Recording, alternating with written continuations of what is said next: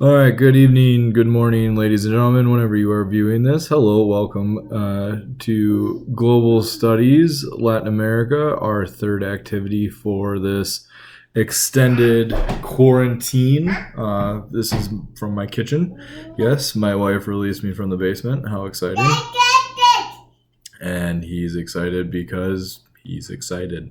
Anyway, so what you guys are going to be looking at today, you're going to be comparing and contrasting two independence movements. So you're going to be you're going to be reading two articles, relatively quick articles. One concerning the Haitian Revolution and kind of the U.S. response within it and through it. And then the other article, you're going to look at one of the Mexican revolutions or wars for independence from France.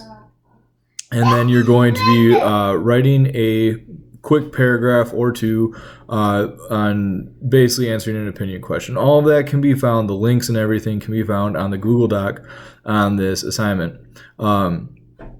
Point of note before we get into kind of the Haitian Mexican Revolution part of this video, if you have a question or an issue, do not use the comments on Google Classroom.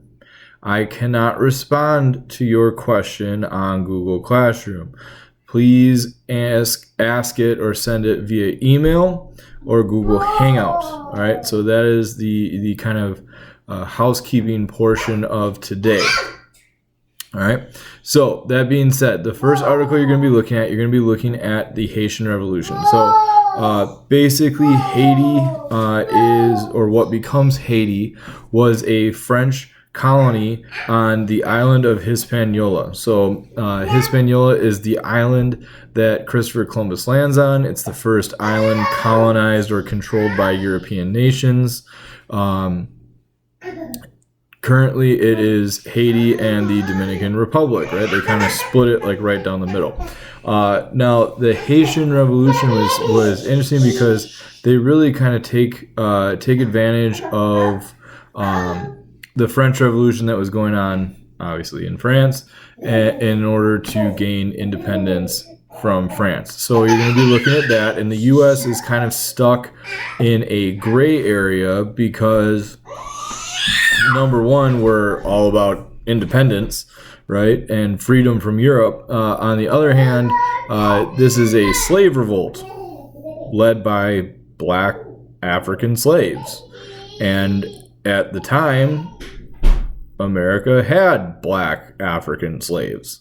So it was kind of like, yay, keep going, yay, independence. Oh no, then the African slaves that we have in the South might raise up and declare independence from, oh, that could be bad, right? So it's kind of an interesting point to look at, just in the sense of, yay, independence, it could affect how we kind of do things. So it's an interesting thing to look at, and so you're going to be looking at that, reading that. And then the other article is dealing with the Mexican independence from France. Now, I am no scholar of Mexican history, other than the broad strokes, if you will, but it seems like when you look at Mexican history, they've had like 5 wars of independence, right? Really, they had 2, right? So they win their independence from Spain, and then they win their independence again from France. So they actually have 2, but it just kind of seems like every 2 seconds in Mexican history there's a civil war, and they call it a war of independence, and yada yada yada. If you get into Mexican history, you will find that as well. But we're looking at the second one, all right, the one from France. All right, so again, this is a part of the reason we're looking at it is it's an interesting time period, because France, Britain, and Spain all kind of invade Mexico for reasons you'll see in the article.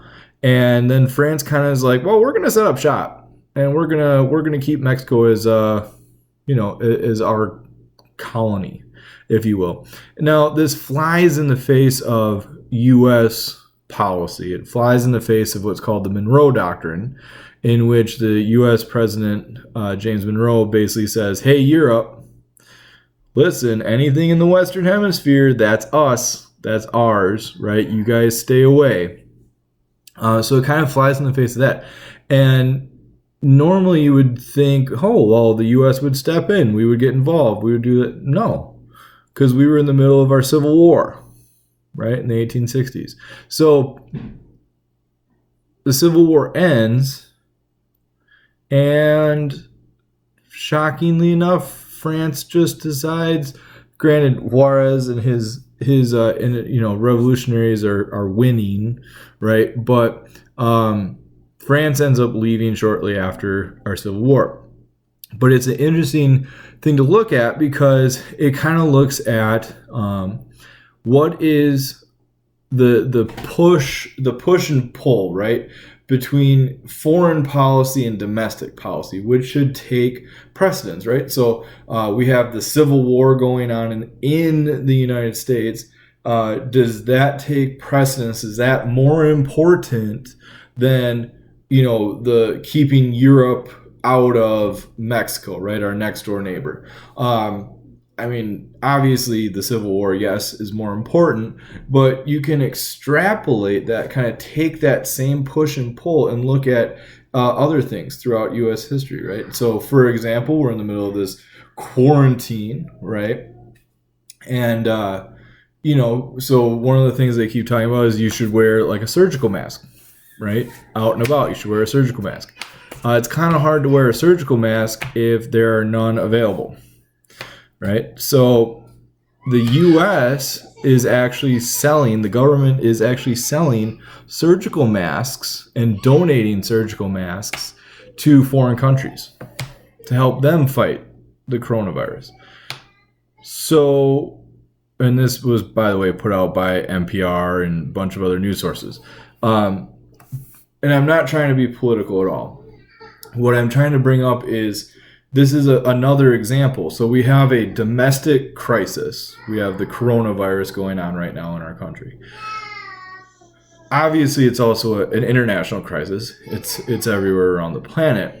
So what is our responsibility as Americans, right? And we've asked this question before. We asked this question with Africa. We asked this question with Europe. We asked, what is our responsibility as global citizens or as American citizens? Is our responsibility America first, in which case we don't sell surgical masks to other countries? Or is our responsibility to the world around us to help out where we can help out? So, we have hospitals and whatever else, so we can give or sell at a reduced price the surgical mask to poorer countries that maybe don't have medical facilities, right?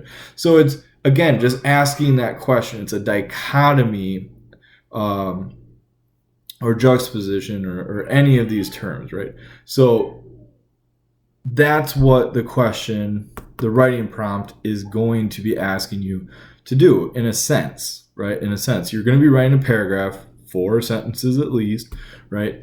Which basically you're just going to be saying which revolution, Haitian or Mexican, was more significant to us as Americans, right? Either then or now, and then you're defending your response, right? So should be a pretty straightforward activity for you, right? Read one, maybe take some notes.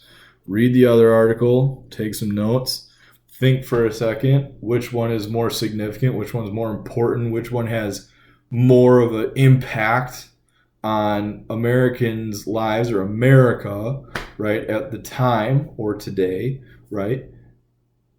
Write down what you think it is and then defend it. Pretty straightforward, pretty easy.